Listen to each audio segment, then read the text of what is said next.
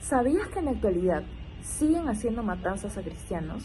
Esto sucede en Nigeria. En Nigeria, específicamente en el estado de Benue, al menos 86 cristianos han sido asesinados en las últimas 2 semanas por ataques de pastores fulani armados, incluyendo 28 personas asesinadas brutalmente el domingo 1 de junio, luego de salir de sus servicios religiosos. El abogado Sebastián Hong pidió al presidente Bola Tinubu que declare una emergencia militar, afirmando que la violencia está fuera de control y que las Fuerzas Armadas no han respondido a pesar de que algunos ataques ocurrieron muy cerca de puestos militares. Los sobrevivientes relatan que los atacantes llegan en grupos, en motocicletas, queman casas, matan a cuchillo o disparos y secuestran a civiles, dejando comunidades enteras desplazadas. Algunas aldeas han tenido que realizar entierros masivos, mientras los habitantes buscan refugios en otras zonas cristianas. Organizaciones cristianas y derechos humanos denuncian que estos ataques tienen como objetivo desplazar a los cristianos, apoderarse de sus tierras y expandir el islamismo radical en una zona donde el gobierno tiene poco control. Según la organización Open Doors, Nigeria es actualmente el país más peligroso del mundo para ser cristiano. Solo en el último año más de 3.000 cristianos nigerianos han sido asesinados por su fe, lo que representa casi el 70% del total mundial. La forma en que nuestra noticia se relaciona con nuestro tema es porque justo como en esos tiempos, la razón de estos asesinatos es por razones religiosas. Otra relación entre ambos es que durante las cruzadas, los cristianos buscaban defender a los suyos y también a sus tierras. Mientras tanto, en Nigeria, esta intervención nacional es para poder proteger a los cristianos.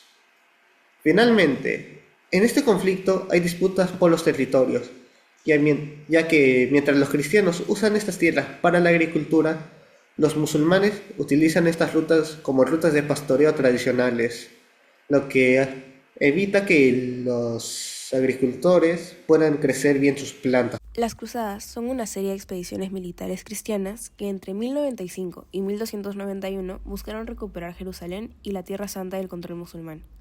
Su origen es multifactorial. Políticamente, el Imperio Bizantino solicitó ayuda al Papa Urbano II ante la expansión de los turcos.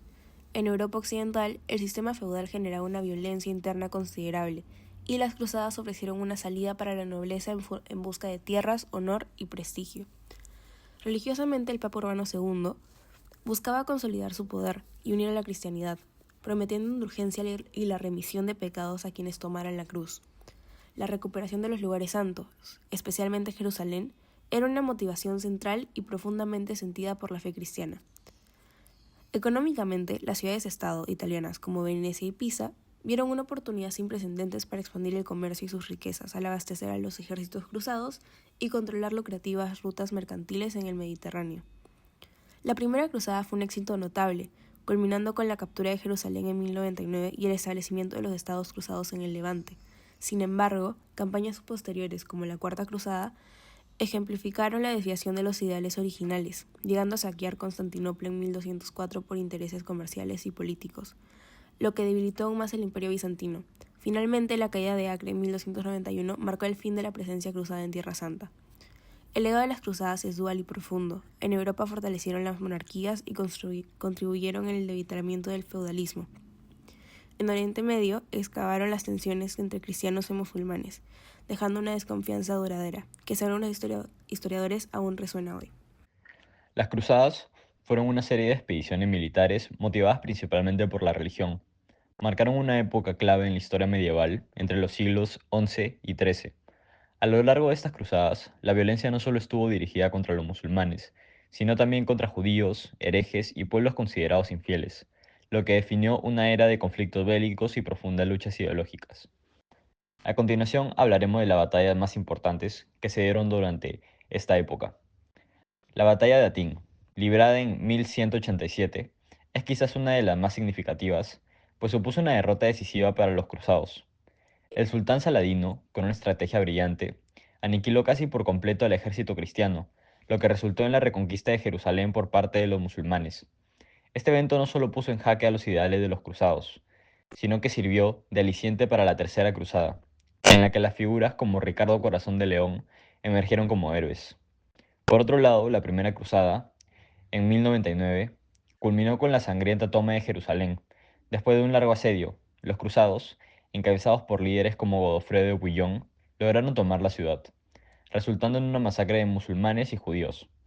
Este acto de violencia, considerado un triunfo religioso, dejó una marca imborrable en la historia, no solo por su brutalidad, sino por su carácter simbólico, ya que Jerusalén era vista como el centro del conflicto religioso entre el cristianismo y el islam. Sin embargo, no todas las batallas tuvieron un final tan determinante como Atín o Jerusalén.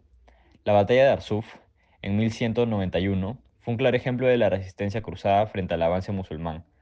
Liderados por Ricardo Corazón de León, los cruzados lograron una victoria táctica que permitió mantener el control sobre algunos territorios, aunque la lucha por Jerusalén seguía siendo el centro de las cruzadas. ¿Por qué es importante aprender sobre las cruzadas hoy en día? Porque aún se escuchan los ecos de los eventos en distintas partes del mundo. Las cruzadas marcaron profundamente la relación entre el cristianismo y el islam. Sus consecuencias siguen presentes en la actualidad. Como vimos en la noticia presentada, muchos nigerianos están perdiendo la vida debido al impacto que dejaron las cruzadas, ya sea por resentimientos que han perdurado a lo largo del tiempo o por la idea impuesta de que una ideología vale más que la otra, lo que ha servido para justificar la violencia con el fin de imponer creencias. Aunque las cruzadas puedan parecer un hecho histórico lejano, sus huellas se perciben también en otros momentos claves de la historia, como en la Segunda Guerra Mundial. Hitler utilizó la presión hacia el pueblo judío como herramienta para consolidar su poder político y económico en Alemania. ¿No les resulta familiar? Si bien los contextos y los rostros cambian, el objetivo persiste: reprimir una ideología para alimentar el rencor y encubrir ambiciones de control y poder territorial.